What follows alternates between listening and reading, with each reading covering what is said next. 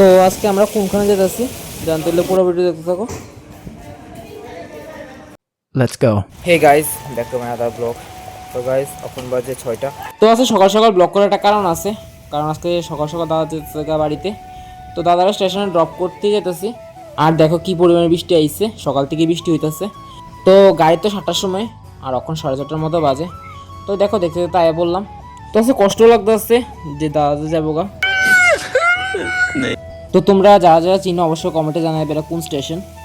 তো দাদা এখন টিকিট কাটতে যাইব, আর আমি এখানে ব্যাগটা পাহারা দিতেছি। তো আজকে ট্রেনটা অনেকক্ষণ লেট হয়েছে, কারণ বৃষ্টি কন্টিনিউয়াসলি পড়তেছে। তো টিকিট কাটা শেষ। তো দাঁড়া রয়েছে এখানে প্ল্যাটফর্মের সামনে। তো এখানে দাঁড়া রয়েছে।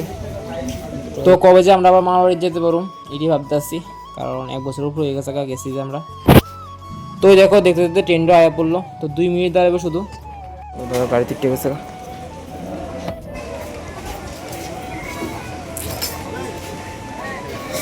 আবার কবে এবা? তো শুনলে তো দাদা কি কইলো কবে আইবো, দাদা আবার নিজেই কইতে পারে না।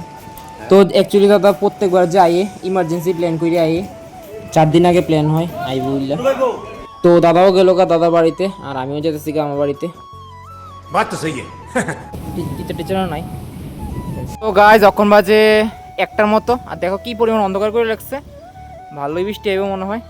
তো গাইস, এখন বাজে 5টা। তো আজকে ওয়েদার আছে, সারাদিনে বৃষ্টি হয়েছে। তো একটু আগে বৃষ্টি কমছে। তো দেখো বাড়ি কি অবস্থা। তো বৃষ্টি হইলে ভালো, ঠান্ডা ঠান্ডা লাগে।